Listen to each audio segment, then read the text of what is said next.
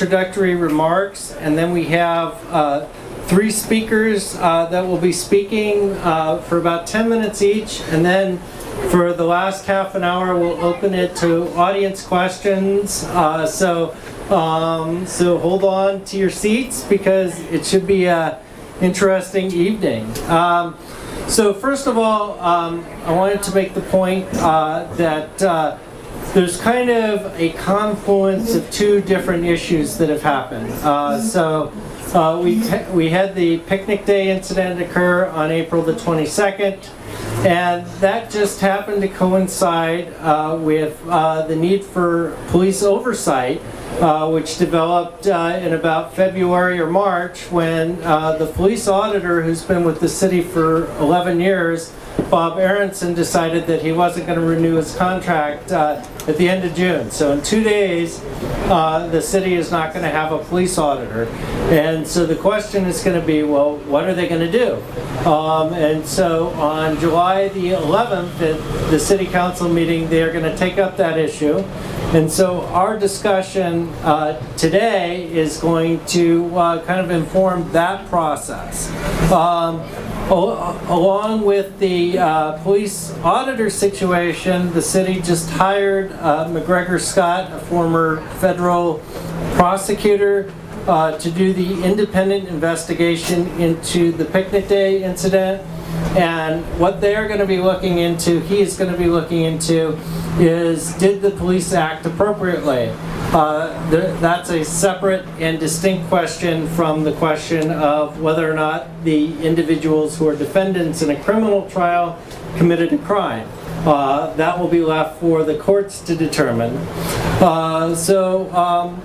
In addition to that, California has lots of laws with regard to what you can and cannot do with police oversight. And so one of our speakers today, Aaron Zeisser, is a police oversight consultant, and he's going to go through some of that and some of the models. We also have Nora Oldwin, who's from Davis People's Power, who's been working on this issue for a while. And we also have our police chief, Darren Pytel, who's going to be talking about this from the police perspective. So back in May, the Davis Human Relations Commission, of whom I am a member, passed a 4-part resolution advising the City Council on a model going forward for police oversight. Now, all the Human Relations Commission can do, and there are several of my colleagues in the audience as well, is advise the council. They don't. The Human Relations Commission does not make policy.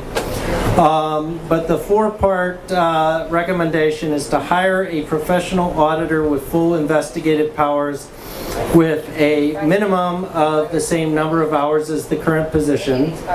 The second is to include a civilian component with a public meeting that adheres to public law. Again, the tricky part of the law with regard to police oversight. To appoint a council subcommittee with full power to review complaints, and an auditor that reports directly to the subcommittee. And finally, the auditor will provide biannual reports to council. So again, the council will be taking up this issue 2 weeks from yesterday, so a week from the 4th of July. And then I want to say a couple words that I think are important. The police chief is here, and he is here because I invited him to come participate in this process. And I think it's very important to understand that there are lots of reasons why I asked. First of all, if he's not the decider on what the city's policies are going to be in terms of police oversight, he plays a large role in how it gets implemented. And second, this is an opportunity for the public to ask questions of the police chief. And third, and probably from my perspective most importantly, Back in 2006, this issue came up once before. The Human Relations Commission recommended civilian oversight, and tensions got so high that the police chief actually cut off communications from the Human Relations Commission. And once that happened, the result was very negative. The police chief ended up resigning, the community was bitterly divided, and the council ended up disbanding the Human Relations Commission. So I think it's very important that the police chief, even in the face of criticism from the public, is still willing to engage in a forum like this. So I want to mention a couple other things. Tomorrow night at 6 o'clock, we are going to have our second of our weekly video sessions on the Vanguard. We are going to discuss the issue of hate crimes and the Davis Islamic Center. That discussion will feature Mayor Rob Davis, Kate Melanani Baba, and Bassem El Kara, who's the regional chair of CARE in Sacramento. So that's tomorrow at 6. We'll be on Facebook Live, and we'll also be recording that, just as we are today, for a YouTube video. Finally, I will mention that the work that the Vanguard is doing is time-consuming and it costs money. And one of the ways that we finance our operation is through subscribers. $10 a month, you can become a subscriber. You can receive a premium newsletter each morning, complimentary for that. And if you're interested, you can either log on to the Vanguard or you can grab one of our subscriber cards at the table as you enter here. So now I am going to introduce, and let me just mention one other thing. This is a monthly thing, so next month on July the 26th, again the fourth Wednesday of the month at 6 p.m., we are going to have a discussion on homelessness. We have, again, the mayor, Rob Davis, is committed to speaking on that issue. So if you want, you can join us in a month, and we'll be having another very pertinent community discussion. So now I'm going to turn this over to Nora Oldwin, who's going to be speaking, and all right. They want to adjust this for me? It's like...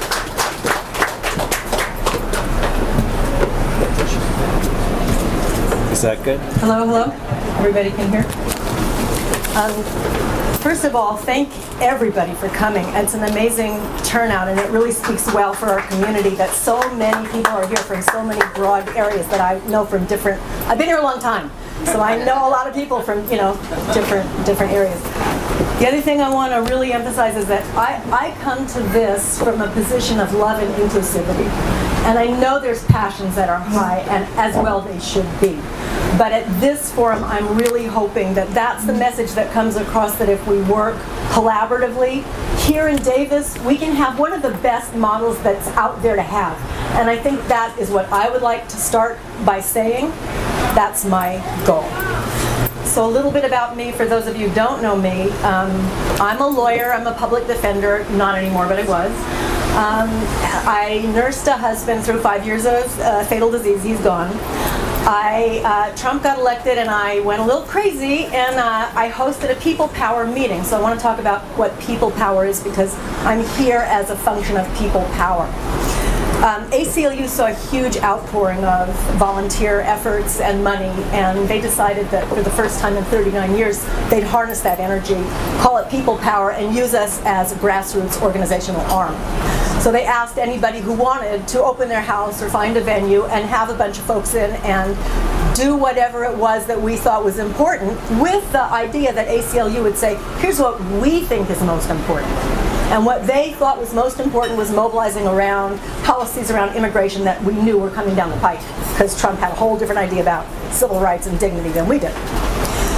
Out of that came the idea that everybody who was gathered in these different special places was going to go to their local police, and we did. And I don't know where the chief is, but I'd like to make eye contact and say, we were there, right? Anyway, we all went to our different local police and law enforcement agencies to ask if they were adhering to 9 norms that the ACLU had put together, essentially to make sure that cities were sanctuary cities and that people that were undocumented didn't need to fear that police officers would be deputized and used as arms of ICE. And at that meeting, we learned a lot of things that made us feel very good about our police department. And we came out of that meeting thinking, wow, you know, we're lucky. First of all, I do want to thank the chief for meeting with us to begin with. He made himself very available. And that's not something every area has done, because we're in communication with a lot of other areas where the police refuses to meet with folks. So, you know, let's just start right there. That's a good thing. But because I know David, I happen to know that there was an issue with a police auditor. So a group of us from People Power said, maybe we can interview this guy who's leaving and find out maybe a little more than we know now. So we did that. And, you know, there's always more than one story. In fact, there's probably more than 15 stories. But we had a bunch of information that made us think, you know, we need to do something here. We need to be more involved than we have been. And then picnic day happened. And all of a sudden, the efforts were pretty crystallized. Okay, what are we going to do? We're going to act locally. How are we going to do it? Well, we need to have some kind of understanding of what happened, what went wrong. Do we know? No, we don't. Let's go out and research. Where's mine? I mean, I've been reading books until I can't sleep, and I'm never going to get to the bottom of it. And Aaron Zeiser knows all the answers, and he'll tell you what I can't. But what I do want to tell you is that People Power is not the ACLU, but we work in conjunction with ACLU. And I've checked this with them, what we're doing here locally, and they're fine with it. I will say ACLU does not prioritize police oversight. They feel that they're more effective in other areas, immigration, women's rights, LGBTQ issues, speech on campus. But police oversight is difficult because, as David pointed out, we have a law, the Supreme Court of California has ruled essentially that citizens can't see the effects of internal discipline. So that does kind of cast a pall over the idea of transparency. Nevertheless, we try and move forward and do what we can do, right, in community. So that's one of the things I'm here to talk about. So when you think about America, you think about your country, right? You think about values. So what are American values? And I'm not going to tell you what I think there are, but I know we all are going to agree. Some of them have to do with dignity, some of them have to do with inclusivity, and some of them have to do with basic human rights, which I guess dignity, inclusivity, equal rights under the law. How do we as citizens hold our police to that standard? And what we saw on Picnic, they didn't look like that standard to a lot of us, but hey, the jury's out for me. I haven't heard the audio on the dash cam, if there is one, and I don't know all that I need to know, but I'm still collecting that stuff. But I've heard anecdotally a lot of stories about people that don't feel heard here. And I know, you know, I'm white. Hey, I didn't choose it, but that's me. And there's a lot of people in this community that are like me, and a lot of people that aren't. But we gotta link up together, because I think our struggles are each other's struggles. So how do we do it? I think one of the things we want to do is ask for transparency, a little more transparency. What David's talking about is something that I think we all agree with. We want to have a city council that hires another auditor. But who should that auditor be? So I did some, and Aaron will tell you this, I did some research. This woman is queer and black.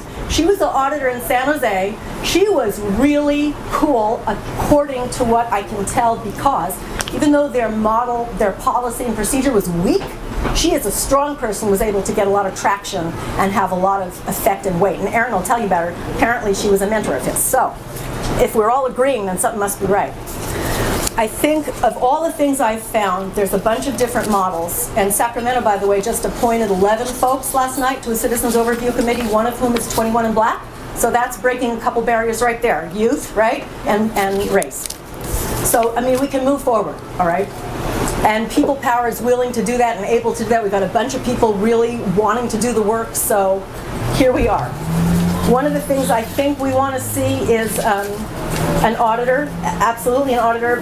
Maybe if we have a choice to have a person of color, wouldn't that be nice? Yes. Maybe if we had a choice for a woman, wouldn't that, I mean, I don't know who the pool is here, but it would be nice to have some say-so, right? It would be nice. And it would be good also to have an auditor staff that's skilled in investigating. I mean, why not ask for the moon, right? And maybe it isn't the moon if you ask for it. Maybe that's a first step towards something you can actually get. How about the authority of the auditor to initiate investigations into patterns and practices? That's going to involve some statistical oversight. That's going to involve some deep looking at stuff that, who knows, maybe you'll have to fight for that. But it seems to me a worthy fight, okay? You want to see a pattern and practice. How do you see that unless you look over and over and over and over stuff? The complaint issue to me is the most important. The policy and practice of how the auditor is put together, somebody else can deal with. I'm more concerned as an ex-public defender and as a mom and as a person that people who have complaints are able to go somewhere and feel heard and get some action. And maybe this auditor or this police review board can do that for people who are not even filing complaints because nothing happens. They feel like it's getting rubber stamped, no action. And that can be part of what it is that we're agitating and advocating for. So those are my 2 cents. And worth the paper they're written on. And I have a bunch of these ideas here, and I'm available as part of People Power to work with anybody, answer any questions, go here, go there. You know, I've already reached out to people in San Jose, people in Berkeley, people in Oakland, people in San Francisco, the BART Oversight Board. So I mean, I'm doing my work, and I welcome anybody who wants to join to please come into People Power, join us. Also, you can join the board of ACLU locally. It's wide open too. So with that, thank you very much. My time is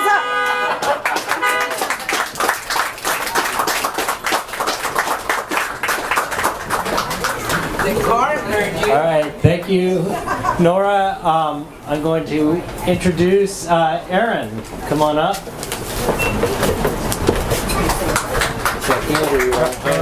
Let's go. Good evening. Thanks for having me, David, and thanks for being here, everybody. I do not live in Davis. I live in Oakland, and was connected to David through the ACLU. My name's Aaron Zisser. Wait till that. Wait a second. Is that on purpose?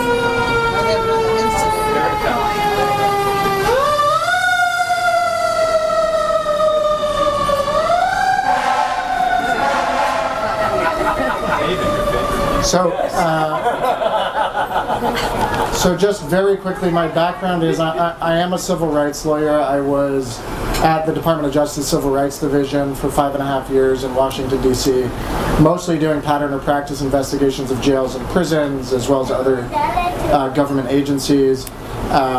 Moved back to the Bay Area where I'm originally from because of my then 1-year-old, who I always think of when a fire truck goes by for reasons any parent is familiar with. And now I've been doing for the last 1.5 years or so doing independent consulting on oversight and reform in police and jails, including working with Judge Cordell in San Jose when she was reviewing the jails in Santa Clara County. And I've reviewed the San Francisco Police Oversight Agency recently, and I'm finishing up a review of the BART Police Oversight Agency right now. And then I've done some other advising state agencies. You can find more information about what I do at civilrightsconsulting.com. Civilrightsconsulting.com. So that's where I'm coming from. Civil rights, DOJ, that sort of thing. So I want to talk about 3 things quickly. One, sort of what are the purposes of oversight, because that helps frame sort of how we design oversight. Second, what are sort of the typical features or the best practice features of oversight? And then third, a little bit about the process for, and Nora is engaging in that process, reaching out to other oversight agencies. David is bringing this discussion today. But talking more about sort of doing that assessment of what works for a particular community. That's a complex process, and so I'm only going to touch on it. I do just want to say one other thing. I don't know much about what's going on in Davis, so I'm not going to speak about sort of what works for Davis. That's an assessment that the community should do in concert with their leadership and with an outside consultant if possible. But I haven't done that. I've read some Vanguard articles, I've spoken with a couple people. I'm talking about sort of what's out there in the world, and it's your job to sort of figure out what to take and apply to Davis. The last thing I want to say before I get into it is, for what it's worth, I think it's great that the chief is here. They disagree.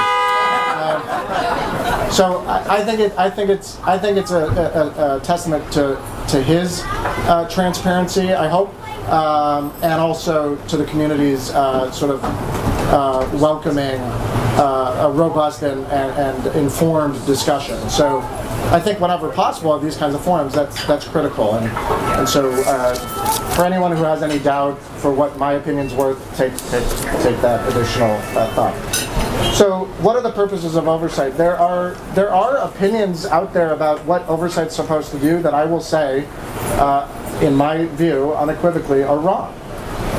So for example, it is not civilian oversight's job to make the police more, quote, effective at policing as such, right? So better at shooting a gun, better at tasing, better at search and seizures. Their oversight's job is to make sure that when police are engaging in those practices, they're doing it constitutionally and in compliance with police policy and other standards. But there are some who believe out there that this is a close collaboration between civilian oversight and police to make them better at their jobs. The only way that's true is if better means more constitutional. Okay, so I just want to be clear, that's where I'm starting from. People talk about transparency. I think that's true, but transparency is actually not an end in and of itself, in my view. It is a means to an end. It is a means to accountability and reform. But transparency is supposed to shine a light. Right? For my 3.5-year-old, shining a light is an end in and of itself. But for us grown-ups, that is all fun and games. So there's more to it than just transparency. It's a reason why the cliche has developed transparency and accountability. Transparency as a means towards accountability. An awful lot of models focus on individual officer accountability. And while that's important, there are other ways, and I'll talk about that. But I come from a systemic reform background, and that's my main interest. That's not to say individual officer accountability isn't part of oversight, but that is one part of oversight. Building community trust, you'll often hear. Building community trust. So again, I just don't think it's civilian oversight's role to build community trust between the police and the community. That is the police's job, to build trust in the community for the police. The police have to be doing community outreach and engagement. The police have to be treating people with respect, doing community-oriented policing. Oversight is supposed to track whether the police are doing those things and be honest to the community about whether that's happening. But they're not an advocate for the police, right? They can work in concert to do outreach and so forth, but that is the police's job. I already talked about reform, but what do I mean by reform?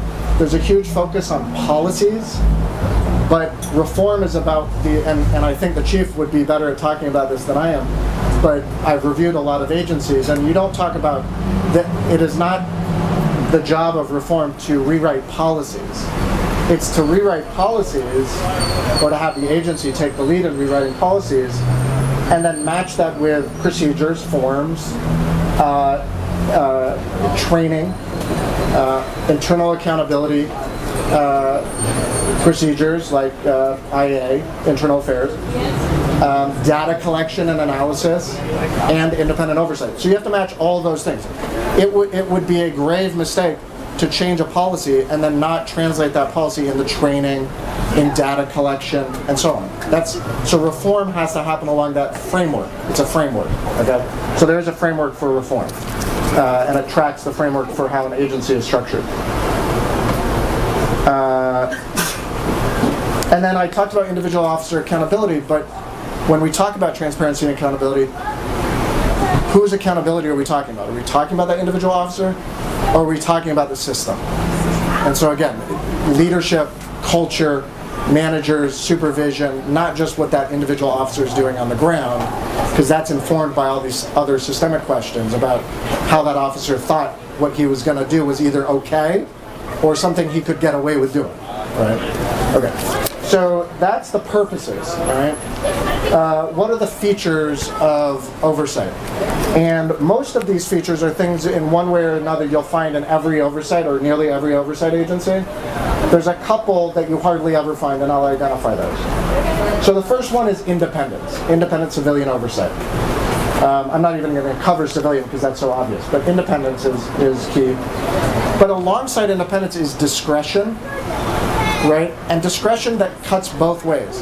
The community shouldn't be too influential in what civilian oversight does because they are the professional. They need to be able to exercise their resources and their discretion.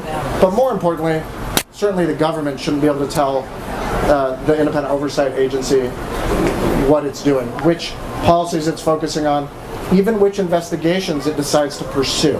And that's more controversial, and we can talk about that more, but I just want to flag that. Critical to independence is the selection process. It was a great point that Nora made. Judge Cordell down in San Jose, it's actually a very limited mandate that San Jose has, but the last two auditors have really sort of exploded its mandate and gone way beyond what's sort of contemplated in the ordinance. And so and you can have the most robust mandate and a really sort of inadequate director, and that mandate is not sort of exploited.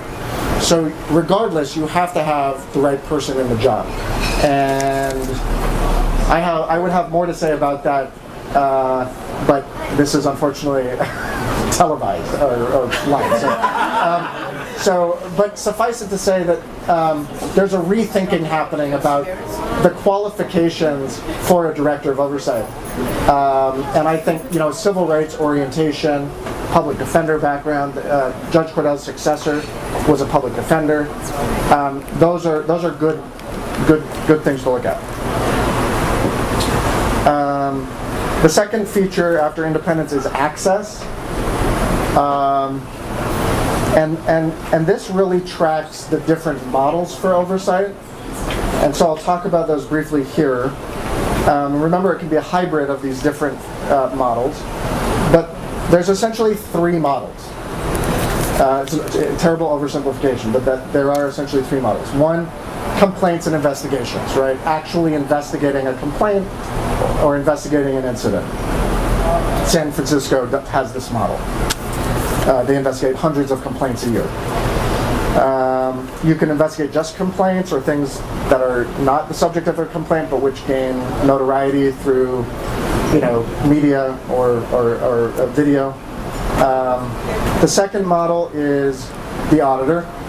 And the auditor, for those who don't necessarily know, reviews the police's own internal investigations of incidents, whether the incident was generated by, whether the allegation was generated by a complaint or was generated through supervisors at the police identifying a potential concern. Most auditors only review complaints that the auditor receives. Some auditors also review IA investigations that have no tie to an actual citizen complaint. Some auditing happens contemporaneously, where you'll actually track the investigation as it's occurring and provide feedback in real time to the police department or internal affairs. Most auditing does not happen contemporaneously. It happens after the investigation is complete, and you provide feedback after the fact. Obviously less useful with respect to that particular investigation. The last model is the rarest model by far, and it's referred to as either the Inspector General model or the Monitor model. And it looks an awful lot like what DOJ does. Full access to all policies and practices, right? Data collection procedures, incident data, hiring practices, personnel records, all sorts of stuff.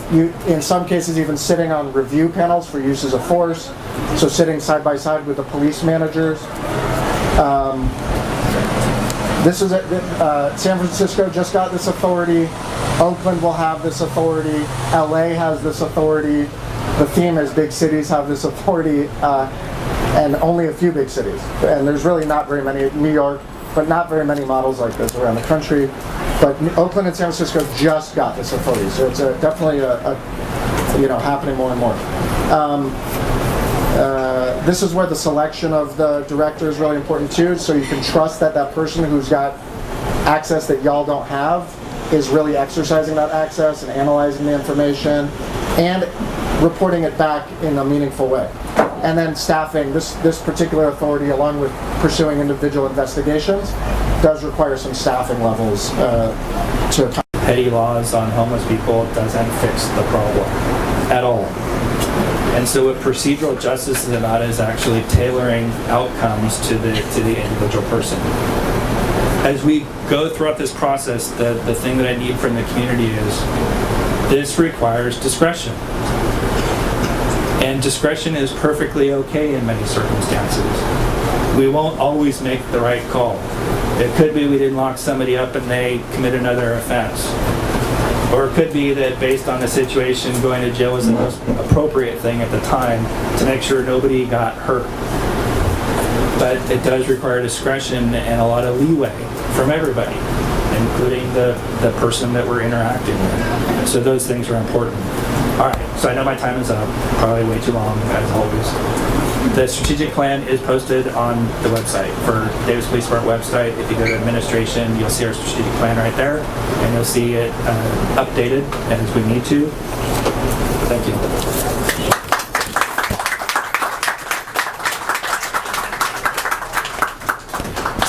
Okay, so I just let everybody go because I thought it was important to get the information out. We're running a little over, but you know, we don't have a hard deadline here, so if you guys want to ask questions, I'd like the panel to come up here so we don't have to like jump up and jump down.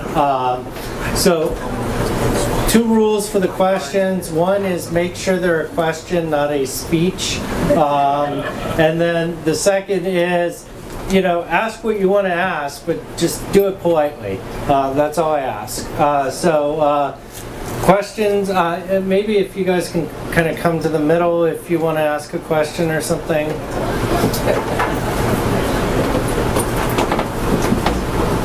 All right, go ahead. I have several questions, but I'll start with one and let others take their turns as well. Chief Pytel, I think that there's more than enough evidence that there's racism in policing with everything that is going on in this country. And that is ingrained into white people, and that's ingrained into police. I would like to know what you are doing and what the police of Davis are doing to unlearn their racism. It's a slightly loaded question, but I would acknowledge that this is a big issue in policing in the country. It's actually probably the #1 issue. So we've done a couple of things at the police department. It's already California state law that we have to get racial profiling training every 5 years. And it's not good training. It's never been good training. I worked with the community group 2 years ago, and I kept telling them it's not good training. And we need to do something different and more for Davis. So the first thing that we did is, the first thing is there's explicit bias and implicit bias. Very few people are outwardly racist. The biggest concern that people have is really about implicit bias.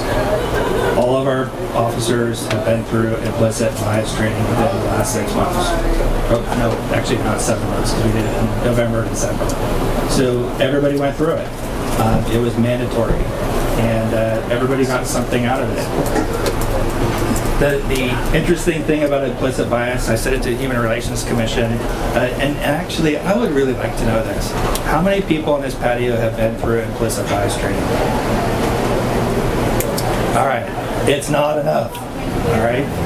The biggest eye-opening thing that I learned from implicit bias training is how bias is used against me every day and in every way.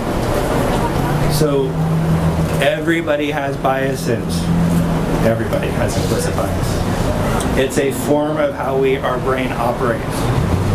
Have you got it? Or you disagree? But it's true.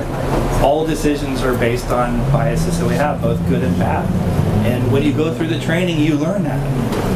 But it really helps people better communicate, because if you kind of if you recognize bias and leave it behind, then you can have a normal interaction and there's no real conflict. It's much easier to de-escalate a situation if that's not there and if it's not apparent. All right, so the first thing is I encourage everybody to do the training, but we've done it for the police department. So we've done the explicit bias training, we've done the implicit bias training. Something that is very unique to Davis, we also started doing what we call identity to inclusion training. And we hired a consultant who comes in and we do, it basically takes 4 hours and the training occurs usually twice a month. And there's 10 sessions to the training, so about 40 to 50 hours worth of training. And what I is the first thing, if you're going to deal with bias, you first have to recognize who you are and what all your biases are individually. You have to learn your identity, what it is that you have in your background and what is going on in your life and work, home, and everything, and how that plays out and how you operate. So half of the class is really learning about yourself and all the tools that it takes to do that. The second half of the class is tailored to Davis specific, which is knowing Davis and our community and some of the unique things about Davis. How is it that you can take those personality, those individual characteristics, and mold into something that works best for policing in this community? So we do 40 to 50 hours of that training. Right now, I think it's just under 30 people have been through it, and that one, it works in a cohort. It takes several months to get through the training, and we just keep doing it back to back with the goal of having everybody in the department get through the training. So that one may take another year and a half to get everybody through. So we actually are doing a lot. Okay, next question. Darren, what is the racial composition of the Davis Police? What is the racial composition of the Davis Police Department? And gender. I should have come prepared with that, figuring that somebody would ask it. I just sent you all the names. I would have to go through and look at all the names to figure out what the racial composition is. I don't have the data in front of me. But I know specifically for African American, we have 2. May I ask what kind of recruiting do you do? So this is probably one of the most sensitive things that I will probably talk about. Believe it or not, all the other stuff is hard to talk about, but recruiting is the most sensitive thing to talk about. The reality is we cast a very wide net, and we do our best to try to get people to come and work here. The reality is we don't necessarily get all of the candidates that we should. And I'll give you a real life example because it just happened to us this month. We had attracted a very solid African American candidate. And he was in background investigation, and he started then doing a little bit more research about the community and decided this was not a community that he wanted to work in. Davis is really difficult for cops. It is. The level of scrutiny on the Davis police officers, both from administration and from the community, this is not an easy place to do the job of cop. And a lot of candidates pay real close attention. We get them in the door, we interview them, we can start the process, and then they start doing homework. Hey, because by the way, right now, every single police department in this state is trying to hire a lot of cops, a lot. So people start taking a look at, okay, what's the salary and benefits? And then what's it like to police in the community and kind of how it is. We do have to tell all of our cops, Davis is different. If you're wanting to be a cop at SAC PD and have action and all that kind of stuff, that's not what we're looking for here. You're going to be out of your car and talking to people and engaging in community policing, and by the way, we mean it. And here, when there is conflict, Davis is small. Everybody in town's going to know about it. And we're struggling with civilian oversight. We're struggling with, what's the balance of all these things? It can be really tough to hire candidates. It just is. How many women? I'm sorry, I don't mean to ask. Yeah, there are a bunch of other people. Can you come back and ask? Okay. Okay, how many women? I would have to count them up, but it's probably around 6, 7 sworn, but 10% though. 6 or 7 sworn. non-sworn as well. Okay, yes. So the San Francisco or Oakland examples of community oversight model, what do you think the potential benefits would be in a place like Davis? The question is to the ACLU. And then also I wanted to ask the police chief what he thought the risks would be, because I'm thinking that's more his thing. So I think the question was for me. I'm not from the ACLU. Oh, okay, sorry. But that's okay. Sure. That's all right.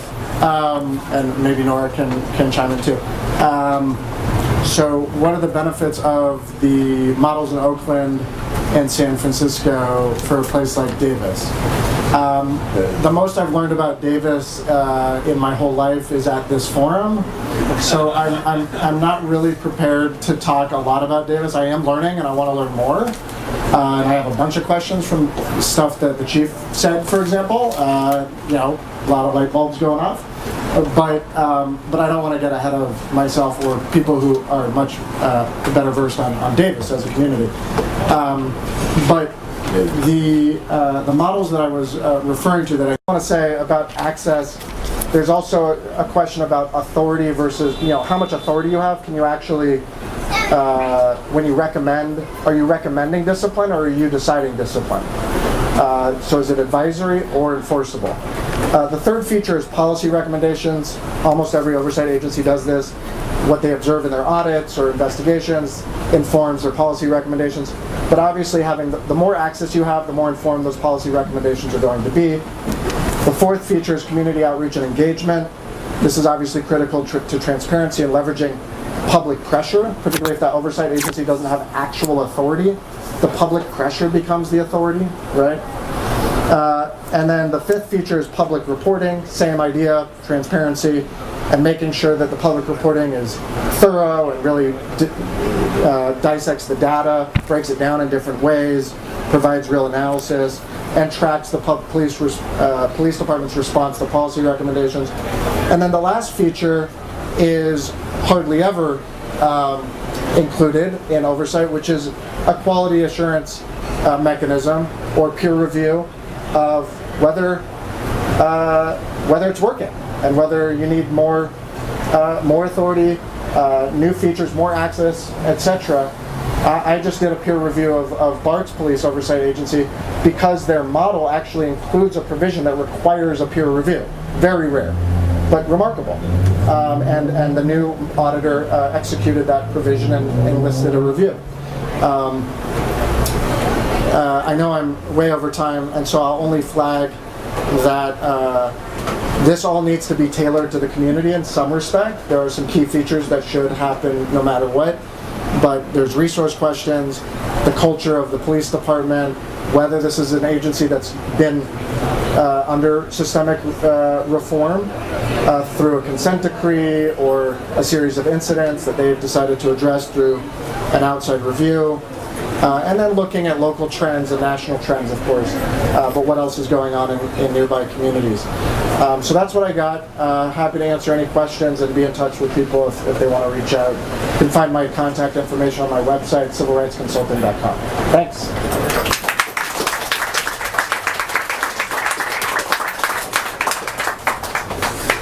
Thank you. So before I introduce Chief Pytel, I just wanted to recognize that Mayor Rob Davis is here in the audience and Councilmember Lucas Frerick. So thank you. 2 of the 5 council members are present today.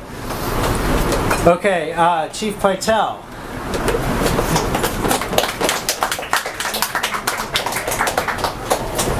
Left my drink over.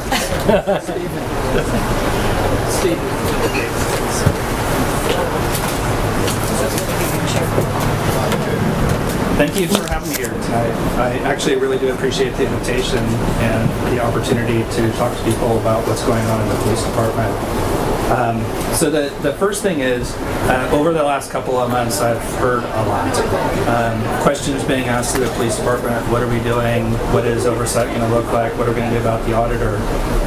The first thing I'm going to say is there's so much kind of misinformation going around. I really do want to take the opportunity to let you know where the police department's coming from and what we are willing to do.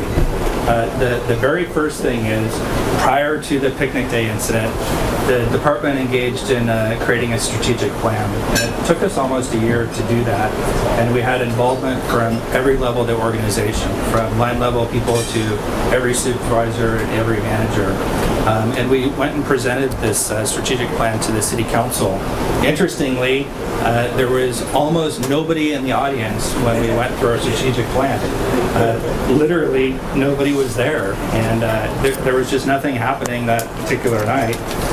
But there was a couple of key elements that I want to bring up that are in the plan and things that we decided that we're going to be working on over the next 3 years. Because I've heard the question asked, why aren't we doing these things? So the first part is we wanted to start collecting information and being more transparent with the understanding what that is.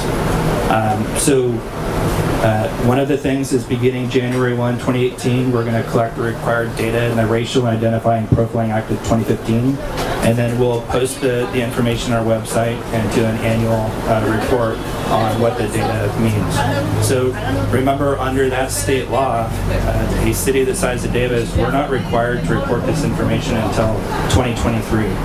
And as soon as DOJ comes up with what the data collection points are and gives us the program to collect the information, which should be coming out in the next couple of weeks, we will go ahead and implement data collection here and do an annual reporting of it and post it on our website. Beginning January 2018, we're going to annually post summary use of force and citizen complaint data from the previous year on the department website. So, people ask what it is that we can release. One of the things, and I think it's a misconception, everything we do regarding citizen complaints, is private and confidential and we can't release anything. That's not really true.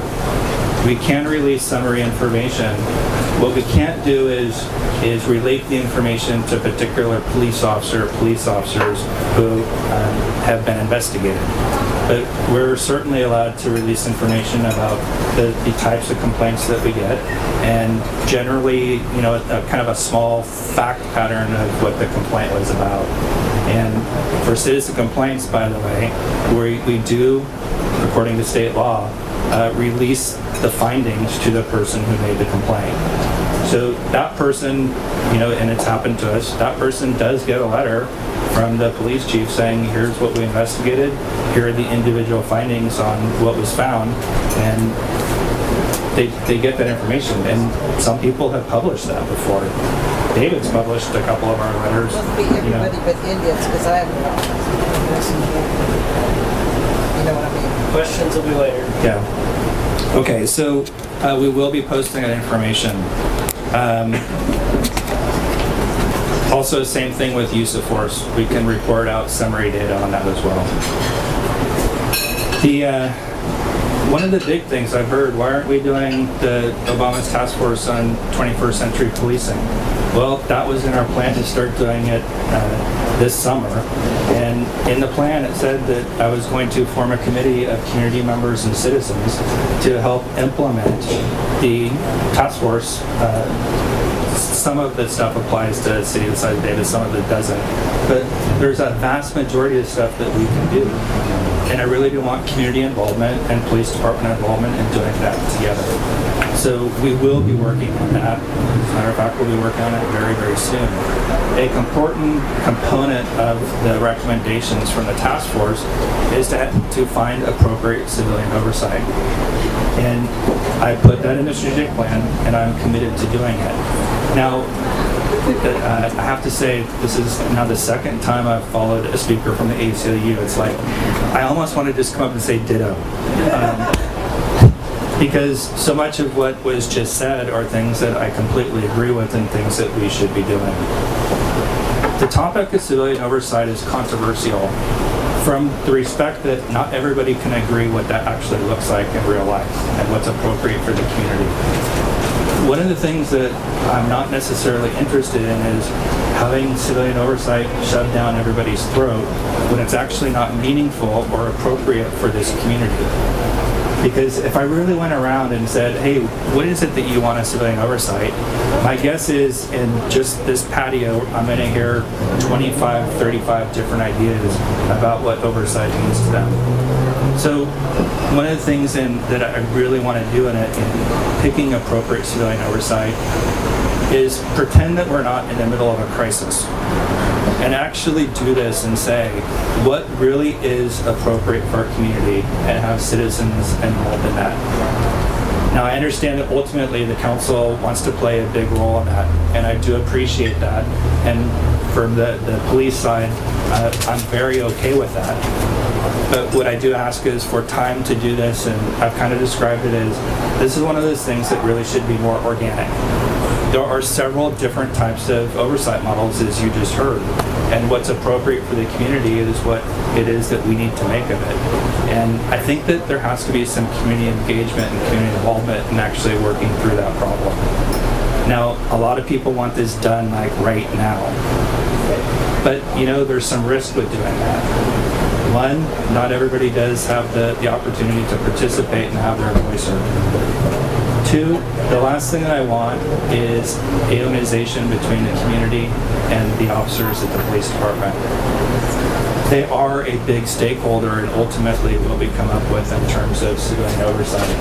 If there's no buy-in from the officers, it just creates ongoing conflict. And to the extent possible, I really don't want that conflict. As I said, when we started this strategic plan, I had buy-in and input from all levels of the organization. Every last person in the police department was able to weigh in on this plan, and we all agreed that this was our plan moving forward, our plan. And the officers did agree to appropriate civilian oversight as part of this plan. But it does have to be looked at, okay, what's appropriate for the department.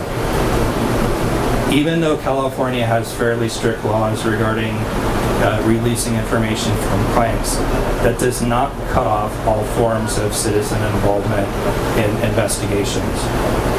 Now, one of the things that none of you in here may know, except for maybe Rob and Lucas, is that we do have civilian oversight in the form of a citizen review panel.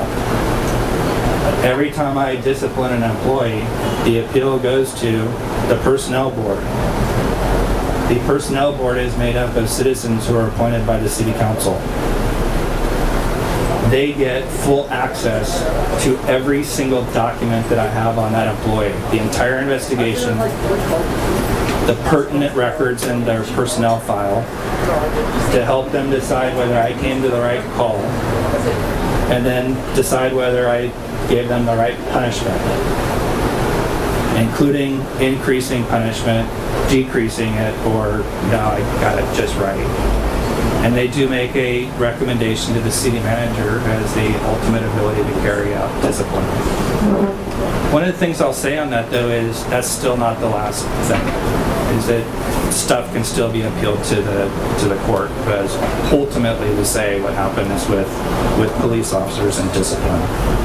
So there is built in some oversight already, and the fact that if I'm sustaining allegations of misconduct and saying I'm going to do written reprimands when the higher levels of punishment are necessary, then I'm going to get called on that. I'm accountable for that.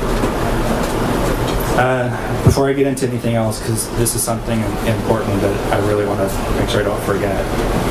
One of the things, and it's kind of really my only real concern, or the thing that I really want to maintain in civilian oversight, is that the police chief has the call on what the findings are, and at least what the recommendations for discipline are through, so that can go through the appeal process.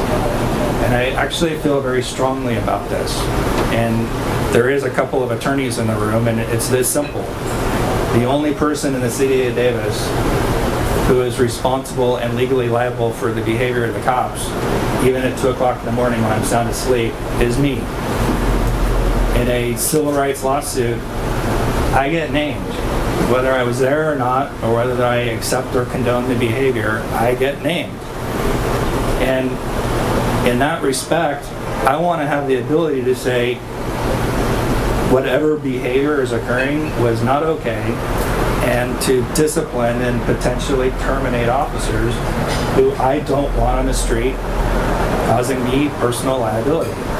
And from the city side, I also worry about your liability, but in this particular case, I'm worried about, my liability.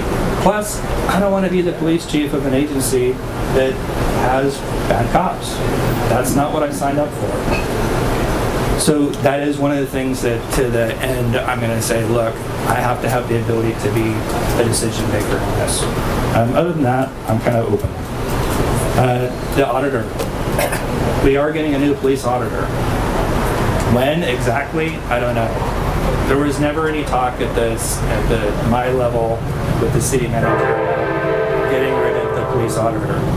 I've not had any conversations with council members about getting rid of the police auditor.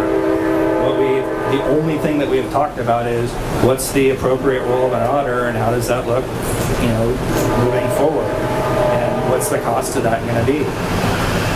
But having a police auditor is totally okay with the police department and with me. That was never an issue. So I know that the city manager's office is working on the RFP, and I know that their goal is to put it out as soon as possible and open up the position for a new police auditor.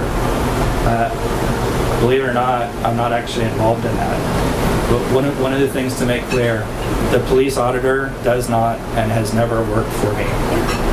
The police auditor works for the city manager and reports to the city council. And that is the model that we're going to have moving forward. We also want to hear from the community. So one of the things we're going to be doing is an annual community survey and post the actual responses on our website so people can hear what it is that they're saying about the police department. We also are just starting to send out questionnaires, basically a survey to people that we've issued citations to and taken reports from, and ask them how it is that we're doing. And we'll be able to post that information as well. I also have various tasks related to working with Human Relations Commission, working with the school district on outreach, working with Phoenix Coalition on outreach. So these are all things that we want to do and want to do. Also on the list, because I've heard people ask, what are we doing about a guardian mindset? I think you specifically raised that, no? No, because I don't know what that is. Okay. So two of the biggest kind of policing philosophies out there right now are moving from, we call it a warrior mindset, where the cops are really there to just enforce the law. And really we do that in a way that it's just giving orders and taking people to jail. Well, that's obviously not a great philosophy for how you do day-to-day policing. A better philosophy is, how is it that we engage with the community, and how do we become guardians of the community rather than enforcers? When is it appropriate to arrest versus when it's not? That philosophy is very, very important. We've had community policing philosophy at the police department for a really long time, but it's time to move that forward into something that's more contemporary and creating a mindset so that the officers know that that's really important for how we do policing here. We also are going to be doing procedural justice training. What procedural justice training is all about is taking a look at alternatives to just showing up and making arrests. But it's actually allowing people to have some say in what happens to them.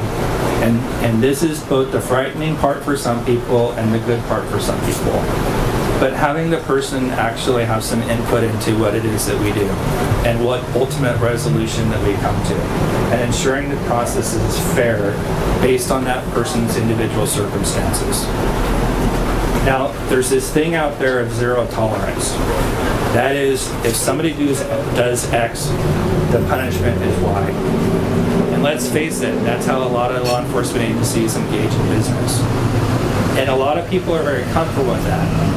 You do the crime, you know what the consequences are going to be. There is some the good part about that is you never get called out on whether you used appropriate or inappropriate discretion. Everybody gets treated the same. What procedural justice is about is trying to figure out what is the right call at the time, whether arrest is appropriate, not appropriate, whether a ticket's appropriate, going to jail is appropriate at the time based on the individual factors and the response for the person. Are we really dealing with mental health and an arrest is just a complete waste of time and we got to get him to a mental health professional instead? Are we dealing with addiction where taking him to the drunk tank is really not going to solve anything? It's just going to make the problem worse. And so is there a way to get him into immediate help for that? Is the person homeless? Because you know what? Going out and just enforcing... Talking about? Yeah. Okay. Because there's other features. There's both cities also have a police commission of citizens, volunteers, that actually have authority over some things. For example, in Oakland, they're going to be able to remove the police chief with a supermajority vote. In San Francisco and Oakland, there's authority over policy making. So those are unusual too. But you pair that with this audit authority and those policy making decisions are better informed and so forth. So, I mean, I think the benefit to that broad access as a general matter is that you have someone who's looking at, or a team who's looking at some, the way I put it is this model that we have across the state and elsewhere of an auditor who looks at internal affairs investigations. I don't know the genesis of this, but somebody said we're going to look at one aspect of the police department's operations, and that aspect that we're going to look at is internal affairs. That is one operational aspect of the police department. There's a bunch of other operational aspects of the police department: recruitment and hiring, training, data collection, equipment purchases and deployment, and so on and so forth, right? The reason probably has to do with the fact that people saw these individual incidents in the community, and that's what sends up alarms for community members. But that is one level of the police department. And one benefit that actually is responsive to something that the police chief said was, the right question to ask community members, and for that matter police officers, is, with all due respect to the police chief, absolutely not, what do you want from oversight? That's not the right question. The right question is a series of questions. Is, what do you think about this version of oversight? What do you think about that version of oversight? What do you think about this feature? Because people don't know what they don't know. They don't know what options there are. In my experience as a civil rights lawyer, you go into communities that have been, and I'm not saying this is true of Davis, but that have been really underserved by, for example, a human services agency, and you say, what do you want from your mental health services? They don't know what's possible. So you have to sort of lay out the menu. And what I have found is that the response is entirely different when you ask the question that way. And that's true of police officers and police managers too. Police officers, in my estimation, don't like the auditor models or the investigations model because it's all about individual officers. One of the benefits of the broad inspector general access model is that it's about systems, it's about leadership, it's about culture, it's about data, it's about trends. It's not about individual officers. So police officer associations like that. Police managers may not love it sometimes, but police officers like it. And police managers do like it because it helps them. Collaborative ones like it because you have another set of eyes on data and trends and so on. So there's benefits from different perspectives, and I could go on, but that's part of the answer. Same question. There was a second question, right? Yeah, it was really just, I figured he would want to focus more on risks, but you can focus whatever you want to focus on. I'm not sure that there's a lot of risks to doing that. We actually, the auditor that we had was a kind of a hybrid and did some of these things as the auditor, so both reviewed reports but also took a look at statistics and policies and whatever else that he wanted to dive into. So we kind of had a hybrid model already, and I don't necessarily think that has to change. So and I actually do agree with that. That's why I asked you specifically, hey, on models, kind of where do you? I actually do agree with that concept that you do have to go in and say these are the things that are ultimately possible. Now, what is right for our community? I actually am pretty frightened of going into a room of 50 people and saying, all right, we're going to do police oversight, and what is that everybody, that's probably not going to come up with something that's really, really useful. That might just be 2 years of yelling. So, in terms of what the risks are, I don't think there's any real risk to doing doing more of a monitor model. I do think that it has a problem with if you're just going to go strictly that route and not look at individual complaints, then I think there's a void there that we need to deal with. So I think it has to be, somewhat of a kind of hybrid. I do see the utility in having somebody independent from the police department who gets complaints. I have no issues with that, and I think that that's very important, and especially in a place like Davis. The one thing I will say is, if we come up with something brilliant, and like a monitor thing, I gotta have money for that. Both the city has to invest in actually the monitor and making sure we get the right person, but our administration, our officers, we're taxed already. And it's going to take somebody, to take a look at systems and analysis. That takes a very experienced analysis to go with that. So that requires an investment from city manager and city council in making those things happen. So. All right. Yes, sir. My question is a follow-up to the first question you were asked about the role of racism, implicit bias, explicit bias, and I like to hear a lot of the things that you talked about you were doing, trainings and more trainings. You didn't quite speak to whether or not you currently think that even with all of the trainings and the efforts of the police department, is racism still a current problematic issue on the systemic level for your departments and its policies and for specific individual officers? If so, what do you plan to do in addition to all of the things you've previously described to address that? So that's really about accountability. So we provide the training and we provide the tools and knowledge to go out and do the job. And when people screw up, then we have to hold them accountable. Now, this is the hard part about accountability. Anything dealing with bias, well, I should actually split this. When somebody engages in explicit bias, there's really only one outcome to that. And that is, you can't be a cop. Now, implicit bias, which is I think the thing that everybody's more concerned about, is much more subtle. And it takes a lot more to understand what's going on, and you have to take a look at a lot more factors into whether that's occurring or not.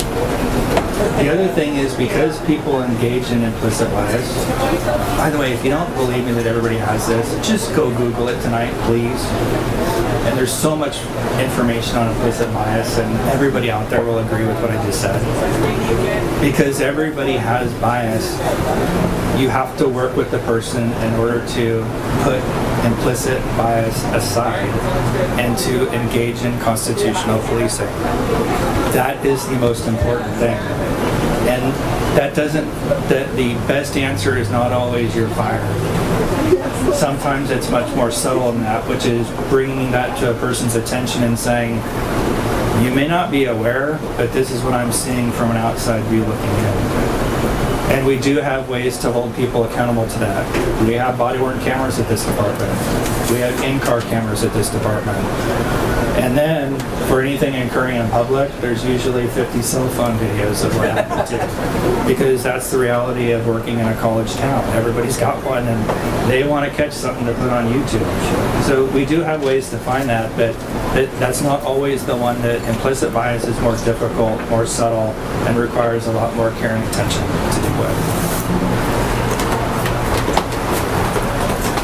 All right, Will. I have two questions for Chief Pytel, and I'm sorry the other panelists, I wish I had a question for you, but I agree with so much of what you said. You talked about in your remarks the risks, the risk of acting rashly and making the wrong choice and moving too quickly. What I didn't hear you talk about is the risk that 5 young people are facing with felony charges for assaulting a police officer right now. Not just the possibility of jail time, but unable to get a job, to get financial aid for college, unable to get public assistance that they might need if they're unable to get a job or go to college.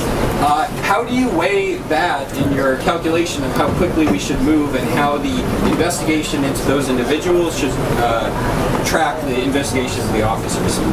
I also heard you say when talking about oversight that because of your personal liability and the city's liability, you want to be central to the process and bring in sort of local sensibility and have a say in things. So I'm assuming if that's true that you've reviewed the evidence that's out there, you've seen the video of a van driving into a crowd of people so quickly that friends had to pull other friends out of the way to make sure they didn't get hit.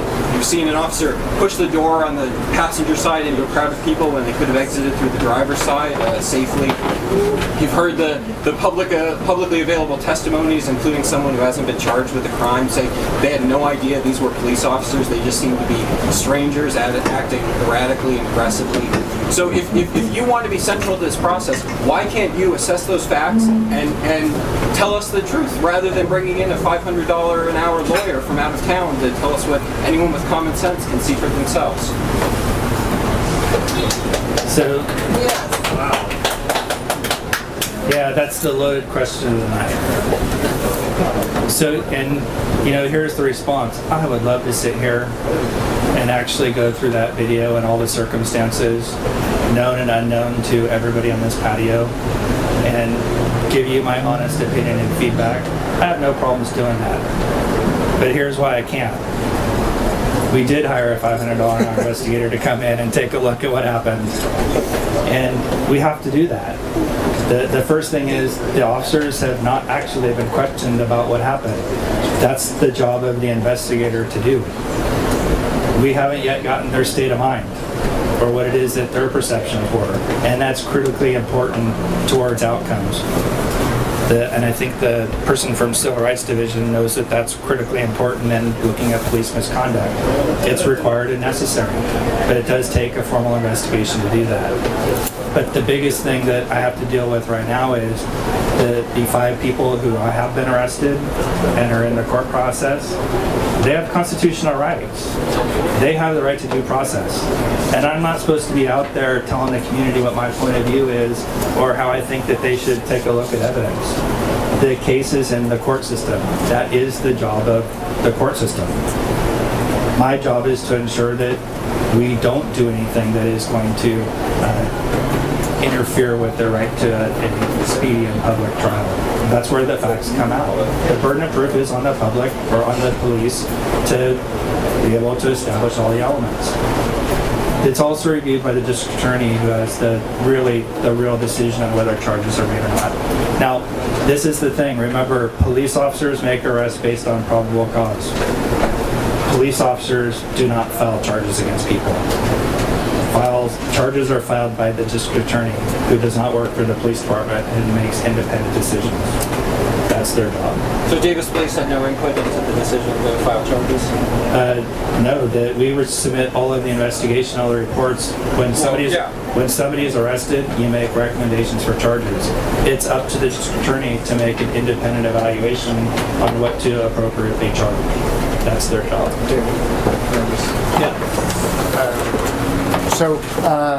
Actually, if the police chief wants to respond to the other question of the not rushing, because I have a thought about that. What was the other one? About not rushing the process. Oh. Yeah. You have a choice. You can do a speedy process and miss evidence. And I think it was the process towards getting to oversight, right? Oh, the Why process. is the charges against the individuals moving so much more quickly than the investigation of the officers' conduct? I'm sorry. Well, that had to do with hiring an investigator that didn't go over well with the community. Why are the processes different at all? I'm not understanding. What do you mean, why aren't the processes different? Police officers do not have any special rights. If they get in a fight, they should be investigated the same way as anyone else. Why is there Yeah, why were they not arrested the same way for getting in that fight? Don't you laugh at this. This is not funny. I'm not laughing. It's because it's not the same. Under the Constitution, it's not the same. Police officers are privileged to use force under the Fourth Amendment. We have to abide by the Constitution. So it is a different standard on whether police officers are arrested or not at the scene. It requires an investigation into their conduct. How it's reviewed ultimately is different. It is different. The constitutional standard on the first thing is police officers make arrests based on probable cause. That's what the Supreme Court says. Police officers are privileged both under California law and the Constitution to use force when appropriate. And the Supreme Court has repeatedly said how you view force is from the perspective of a reasonable officer on the scene without using 20/20 hindsight. That's the test. It's a different test. How's it reasonable to be in an unmarked van without uniforms on picnic day? That's part of the investigation. And chasing That people hasn't down. happened yet because you said it's been 2 months and they haven't been questioned. Sorry. The question Yeah. to order. Sure, let me Sorry, yeah, there is. Let me step in. So, part of the problem here is that this discussion really has to focus on what the police oversight process is going to be in the city going forward, because they just hired the guy to do the investigation. Whether, they shouldn't have hired the previous guy or not, we are where we are. That process is going to take a certain amount of time. No, I'm just explaining the process here. And so the questions for tonight and the question for the council on July the 11th is, what is our system going to look like for police oversight? That's why when I introduced the topic, I said there are two things that happen kind of at the same time, but they're separate processes. And so the picnic day process is going to play out. It's going to play out in the courts over a period of time. They have the next hearing on July 27th. They may or may not have a preliminary hearing at that time, and we'll find out a lot more when they do. And then presumably they will go to trial at some point.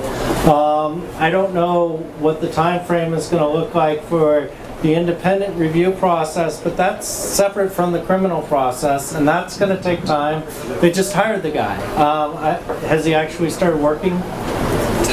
Today. So it's going to, I was talking to Aaron earlier, and he thinks, probably somewhere around 100 hours, given all the witnesses and everything. So you can figure out, we're looking at weeks, if not months, before we're going to get an answer on that. But the more immediate question is going to be, okay, we're dealing with that process. What is the police oversight process going to look like? So hopefully we can focus the questions more there. I understand the frustration. Hey, I'm just as frustrated as a lot of you on the picnic day thing, but that process is now underway. Carol, you have a question? If you're not, get out of the way, I'm not coming. Because you just interrupted, you're HRC and you're supposed to be helping the situation, And I want to say that I have to be one of the few people of color in here, And I called around and asked people to come because there's a lot of complaints. And you know what, they don't want to come here. And guess why? Because of what's happening here. And you too, you should be, I think you're asking for people, but then when you get up there and you discount a lot of things, it's not helpful. I want to ask Mr. Policeman Michael. My question here was, you said some of the things about how you were able to give out information and everything. And so my comment was, well, maybe you do it for everybody, but Indians, because I have not been able to get anything out of the police department. And this is even when I made a complaint, and I want to know if it had actually been filed by, it was a police officer who ended up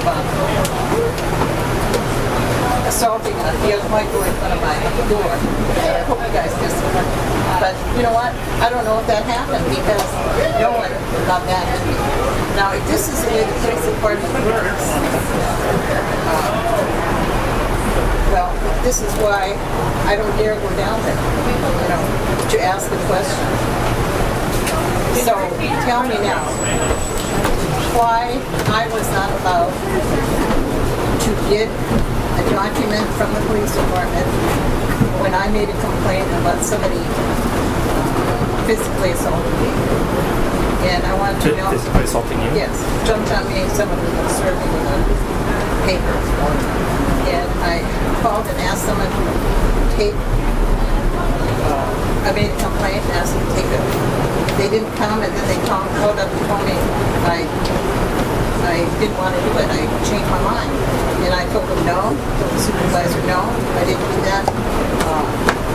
And then the man called me back while I was up with the supervisor and said, I'm going to come down to take your complaint. He did, and it has gone down the toilet bowl, I guess, because I have never heard anything. Even when I asked the auditor why he didn't get back to me, he said, well, didn't the police get back to me? You know, I don't usually get back to people when I take reports. And so that's something you should ask the police department. So this is one thing. That's one of many things. Many complaints I've had. Do I look like I should be in prison? No.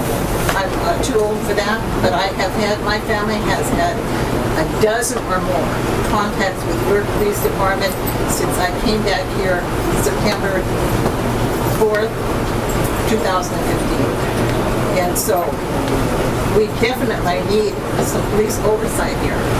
And, you know, you could say I'm biased. Well, why am I biased? You know, when people treat me like the police department have for our family, and my husband who passed away, myself, and my grandchild, you know, then of course I'm going to be upset. And I have every right to come in public and ask you questions. And these people should not be thinking, oh, gee, she's wasting our time, you know, because I'm paying for you, you know, just like other people here in this city. Okay, so answer to that. And if you can you get it for me? Can we make an appointment tonight where I can come down to see you and get the information that I have been requesting for 2 years? Okay. So, I don't know if you, yeah, I'll set the appointment. Do you want me to respond to the rest? Yes. All right. This is the third public forum where you've told me the exact same thing. Yes. This will be the third public It forum isn't all where the same people who have been there either. some of them are, Okay, but not all. at every public forum, I've given you my business card. At one of them, Deputy Chief Delaney, who oversees internal affairs, also gave you his card. We gave you the contact information to the police auditor. He called you, and Well, he came to see me, yes. yes, we actually sent him out to get a complaint from you, and we have I not. also called him myself to get that. I think he came on my request. And he never even got a complaint from you. We have done everything that we can to actually get you to sit down and to give us information. And this is the third public forum where you said the same thing. I've said the same thing. He sat there for an hour. I will give you my card again tonight. You can call me directly and set the appointment. Don't try to make me look foolish here in public. I'm not. I'm responding to the Because question. the man came to my house. He sat there for an hour. We discussed all of these things. I thought he was going to write a report. Now, you mean I was supposed to write this up and give it to him? Or, you know, this man was employed by you. And so he then took it back. Okay, we need to take more questions. Yes, sir. Thank you. David, thanks for having the forum. I really appreciate the varying viewpoints. I have a question actually for Aaron and for Chief Whitell. I work in healthcare. One of the ways that we won't call police ourselves, but one of the ways we try to improve our services is we have a quality improvement program where we define indicators and we have a whole data collection system. And I'm just wondering from your standpoint, you mentioned effectiveness, evaluation, things like that. What are best practices? And my question for the chief is, what are you doing in terms of like some sort of formal quality improvement program to make sure that, for instance, when you train people, is the training taken? Do you evaluate people after the training?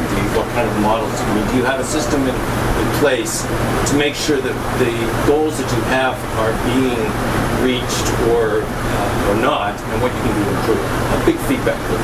Thanks. Oh, excuse me. So I appreciate the question because I really like quality assurance, and you don't hear that sentence very much from very many people. But I agree it's really important. It's a little bit hard to speak about best practices. There's technology, database systems out there to input data, shoot out reports, do analysis, track improvements, and so on. But the best practice I always concern myself with is what the managers are doing with that data. The feedback loop part, right? Often at DOJ, you'd go into a facility or whatever, and they have these great databases, lots of indicators, lots of information, and they say, look, we're looking at this. And the only way to really prove that they're looking at it is to ask them a bunch of questions about what the data has shown and what they've done with it. And a lot of the time, they're just spitting out reports and not looking at it. So that's, I think it's up to the police department to sort of figure out, with alongside other best practices, what indicators they want to collect on and analyze. And of course there's some obvious ones, right? Demographic data on stops and uses of force and types of use of force and district and so on. I mean, all that kind of stuff is obvious, but where you want to focus your time and energy is really the question. It's really about that, whether the manager is using that information, knows how to use the information, and then goes back to the same information periodically. The chief, knows all of this, I'm sure. I hope I'm, giving you the benefit of the doubt, of course. I did just want to say a couple things, if that's okay, about things that came up, just very quickly. I just want to echo, I do agree something that Chief said earlier on about pairing the kind of Inspector General access that I talked about with attention to individual incidents. At a minimum, that's because the community cares an awful lot about individual incidents, and it's a helpful indicator about how much the police cares about serious incidents in particular, but also less serious ones like disrespect in the field and whether there's a trend along those lines. So I totally agree with that. I just think the other one has been ignored more. The individual incidents get a lot of attention, and the other access, which is a little bit wonkier and harder for people to sort of digest, and has terms like quality assurance, inside it, doesn't always get as much attention. And then I wanted to say about the public information thing, this is deeply relevant to oversight, of course, right? Because members of the public often either don't know they have access to this information. I credit the chief for saying here publicly that there's an awful lot even about individual investigations that can be made public. And if you look at best practices on reporting on investigations, there's a lot of, it's not just bare bones summary information. There's a lot of detail that can be provided about an incident and the investigation. And I credit the chief for mentioning that. But the public either doesn't know that or doesn't know how to ask for it a lot of the time. But a person conducting oversight with experience in oversight does know how. And I said I wouldn't speak too much about what's going on in Davis in particular, but what I do know with some certainty is that there hasn't been a lot of public reporting from the oversight entity, and that's a real shame because that is extremely rare. And I know for a fact that this auditor does make public reporting in other jurisdictions where he's doing the same work. So I don't know why there's a difference in Davis, but there is. And if you look at other contract auditors, Palo Alto, for example, or other IPAs that are part of the government structure, San Jose, BART, etc., the reporting is, in San Jose it's very robust. In other places it's definitely more robust. So that public reporting aspect about individual incidents, about trends and data, is really a key feature of oversight. And the police isn't always going to volunteer this information or even know that what information the community wants to have volunteered. And they should be finding out. But the oversight agency is going out in the community, what's important to the community, what should I be tracking, what should I be reporting on, what's best practice in the field, etc. So I just wanted to mention that. Okay, yes, sir. Yes, thank you. I'm new to the community. I'm transferring from UC Berkeley to be a student here. I'm third year. I'm impressed and I'm grateful that so many people came out. One, if Dave is going to be as active, proactive as some of the other communities.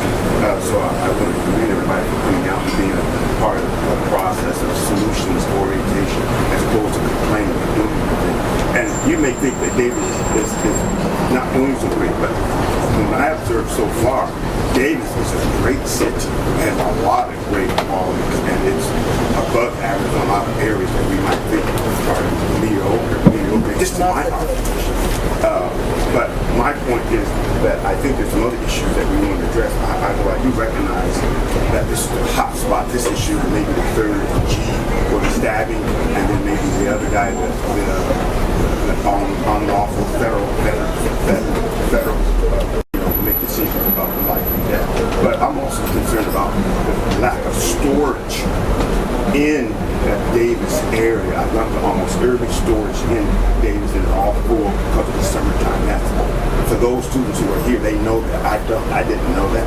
And your policy of not allowing by lack of knowledge, the officers was only to seize bikes than property that's evidently belonged to someone without proper due process and notice, and then the destruction of that property. And then because of code blue, where police officers protect each other and they don't use probably basic ethics sometimes, not all the time, sometimes.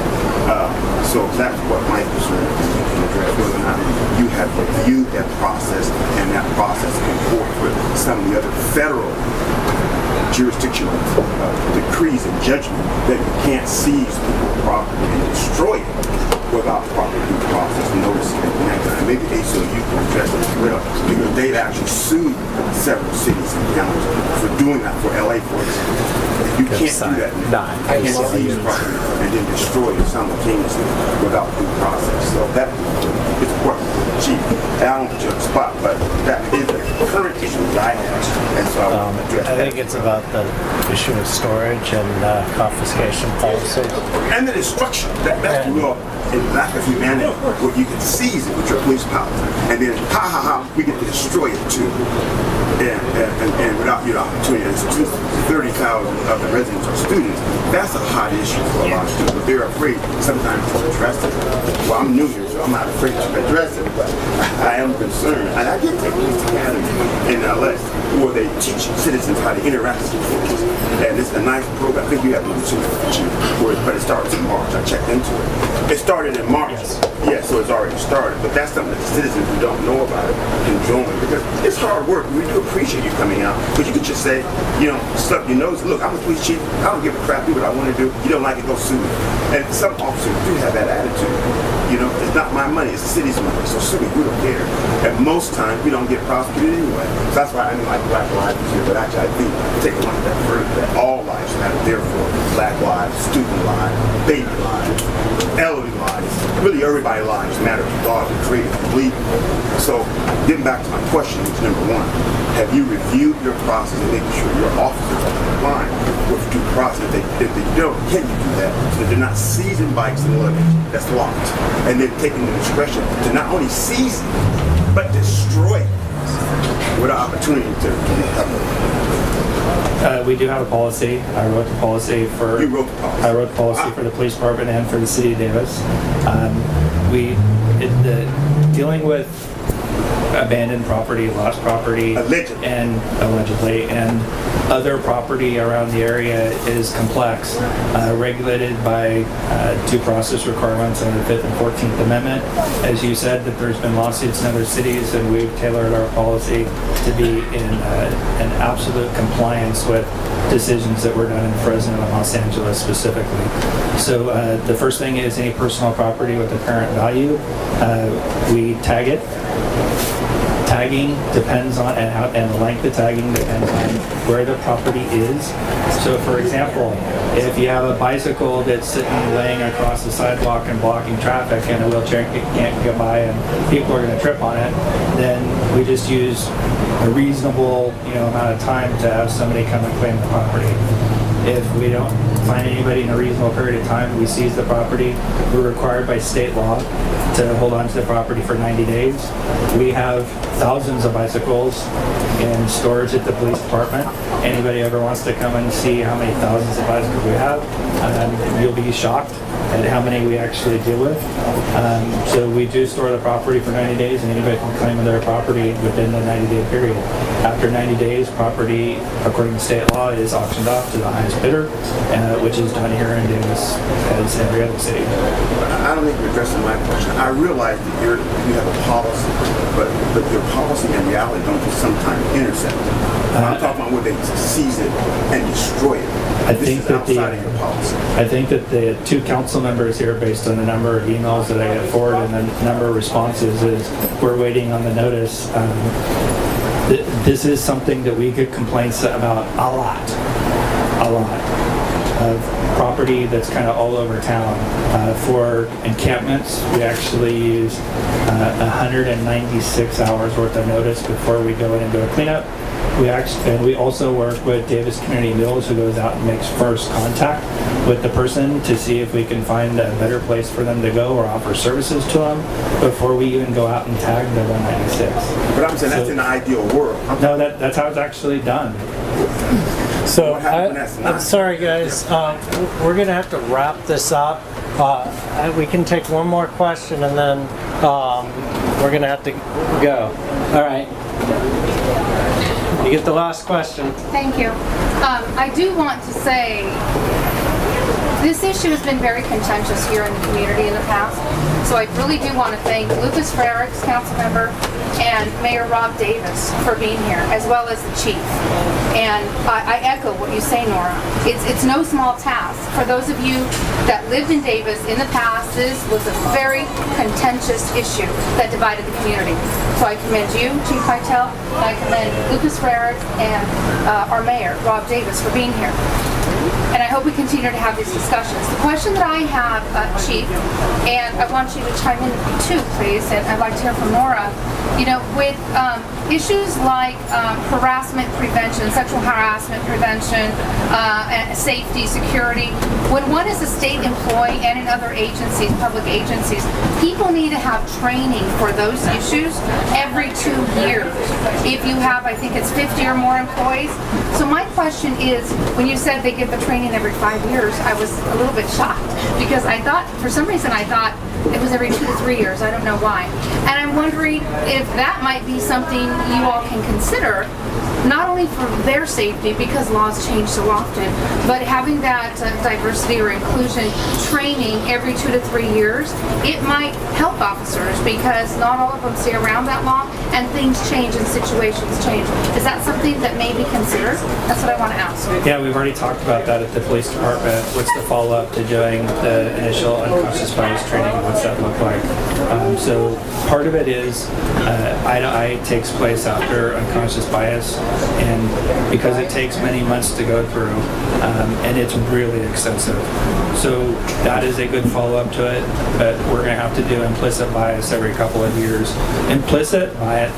Explicit bias training is the concept itself is actually pretty simple. Don't treat somebody different based on a protected factor. That is, it's not even required like subtle. It's pretty simple. Implicit bias is difficult and has to be repeatedly reinforced, both in terms of training and follow-up and making sure that it doesn't occur. So the answer to that is yes. Because I think that protects the officers as well as the public, and it puts them both in a good position. Okay, sorry to have to cut this off, but we've gone over time, so I want to thank everybody for coming out. Thank you, panel, for participating and being a good sport. And thanks. Thank you.